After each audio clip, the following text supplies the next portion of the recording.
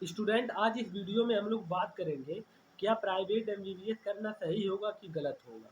किन बच्चों के लिए प्राइवेट एमबीबीएस करेंगे तो सही होगा, किन बच्चे प्राइवेट एमबीबीएस करेंगे तो गलत होगा? कई सारे बच्चे होते हैं जिनका नीट एग्ज़ाम नहीं निकलता है, तो एमबीबीएस के लिए पागल रहते हैं, तो प्राइवेट एमबीबीएस करने के बारे में सोचते हैं। तो इन्हीं सब चीज़ों के बारे में आज इस वीडियो में हम लोग डिटेल में बात करेंगे। अब प्राइवेट एमबीबीएस करने के लिए 3 टाइप के बच्चे होते हैं। एक ऐसा बच्चा होता है जिसके फैमिली बैकग्राउंड बहुत अच्छा है, मतलब उसके बैकग्राउंड में कोई डॉक्टर है, पहले से हॉस्पिटल या क्लिनिक खुला हुआ है, वो एकदम अच्छे से चल रहा है। वहाँ पे कोई यदि वो एमबीबीएस कर लेता है तो आके आराम से क्लिनिक या हॉस्पिटल अपना संभालेगा। दूसरे दूसरे ऐसे बच्चे होते हैं जिनका फाइनेंशियल कंडीशन बहुत अच्छा होता है, लेकिन उनके घर वगैरह में कोई डॉक्टर नहीं रहता है या ना हॉस्पिटल कोई या क्लिनिक नहीं खुला रहता है। तो वो सोचते हैं कि हम लोग प्राइवेट एमबीबीएस कर लेंगे तो हॉस्पिटल खोल लेंगे, आराम से मतलब ज़िंदगी चलेगी। तीसरे बच्चे होते हैं जिनका अपना फैमिली बैकग्राउंड अच्छा होता है, मतलब मैं हँस नहीं रहा हूँ, ना उनका फैमिली बैकग्राउंड अच्छा होता है और ना कोई हॉस्पिटल वगैरह रहता है। तो ऐसे बच्चे करने के लिए ना सोचें। यदि ऐसे बच्चे करने के लिए सोचेंगे तो उनके लिए बहुत सारी डिफ़िकल्टी आएँगी। कैसे डिफ़िकल्टी आएँगी अभी मैं आपको आगे एक्सप्लेन करता हूँ। तो सबसे पहली बात करता हूँ ऐसे बच्चों की जिनकी फैमिली बैकग्राउंड अच्छा है और साथ में जिसमें उनके कोई कोई डॉक्टर है जिनका हॉस्पिटल या क्लिनिक खुला हुआ है उनके घर में।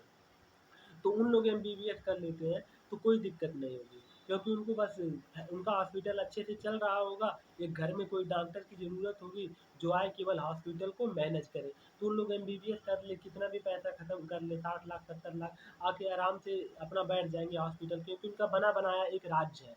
बस एक राजा की ज़रूरत है, तो राजा की बनाने के लिए उन लोग 60 लाख 70 लाख रुपए आपको आराम से फेंक के एमबीबीएस कर सकते हैं।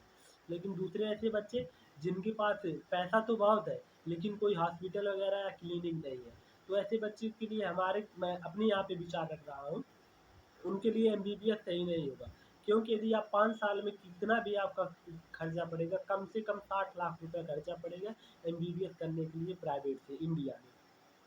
तो यदि आप 5 साल में 60 लाख रुपए खर्चा करते हैं, फिर उसके बाद आप पीजी नहीं क्लियर कर पा रहे हैं, या पीजी क्लियर कर लेंगे तो आपको रेज़िडेंसी में 1-2 लाख रुपए या 3 लाख रुपए शायद महीने का मिलता भी है, तो वहाँ से तो आपका रिकवर हो जाएगा। लेकिन यदि आप पीजी नहीं क्लियर कर रहे हैं, तो आपको एक हॉस्पिटल खोलना पड़ेगा, एक क्लिनिक खोलना पड़ेगा।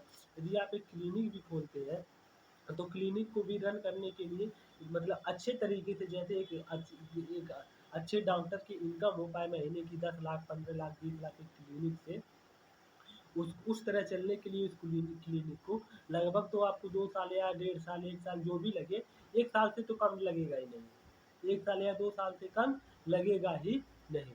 यदि आपका इतना टाइम बर्बाद करेंगे 5 साल एमबीबीएस में, फिर 2-3 साल इधर करेंगे, 8 साल, और ऊपर से पैसा है तो आप इन्वेस्टमेंट कर देंगे तो आपको मालूम नहीं चलेगा, लेकिन आपका टाइम।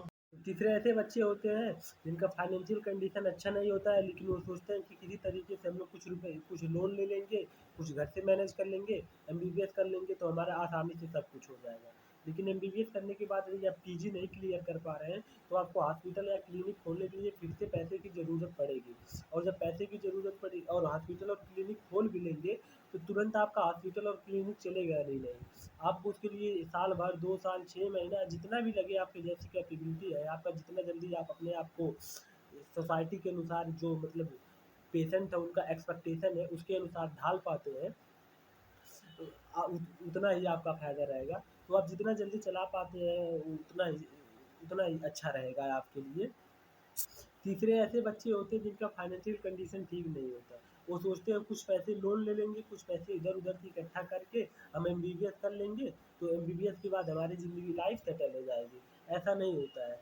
यदि आप एमबीबीएस कर लिए भी, तो एमबीबीएस के बाद किसी गवर्नमेंट कॉलेज, मतलब किसी हॉस्पिटल में जाएँगे तो आपको 50 से 60 हज़ार रुपए ही सैलरी देगी। फिर उसके बाद आप पीजी की प्रिपरेशन नहीं करते, नीट पीजी की, देंगे तो पता नहीं आपका निकलेगा कि नहीं निकलेगा, ये तो आपकी कैपेबिलिटी के अनुसार डिपेंड करता है। नीट पीजी निकल गया तो आपको रेज़िडेंसी में 1-2 लाख रुपए देंगे, तब तो आपकी लाइफ़ सेटल हो जाएगी। नहीं निकला तो आप फिर आएँगे क्लिनिक पे ही, या किसी हॉस्पिटल में काम करने के लिए जाएँगे। यदि क्लिनिक पे जब आप आते हैं, तो आप क्लिनिक पे आएँगे तो क्लिनिक खोलने के लिए आपको फिर पैसे की ज़रूरत पड़ेगी, और पैसे की ज़रूरत पड़ेगी, साथ में एडवर्टाइज़मेंट भी करना पड़ेगा, और आपको टाइम भी देना पड़ेगा उसमें। उतना जल्दी क्लिनिक चलता नहीं है किसी का, बहुत टाइम लगता है, 2 साल 3 साल जाके आपका क्लिनिक चलेगा। इतना सारे टाइम की बात है कि आप पैसा लोन लीजिए तो उसका कितना ब्याज हो जाएगा आप खुद जोड़ लीजिए। आपको देते-देते लगभग आपकी मतलब एमबीबीएस के 5 साल बाद आपकी ज़िंदगी वैसे खत्म हो जाएगी। तो आप खुद समझदार हैं, आप सोच सकते हैं। ये मेरा एक विचार था, मैंने आपके सामने रखा है। यदि आपको अच्छा लगता है कि आप कर लेंगे, कैपेबल है एमबीबीएस, प्राइवेट एमबीबीएस करने में, तो आप प्राइवेट एमबीबीएस कर सकते हैं। इसमें कोई बुराई नहीं है।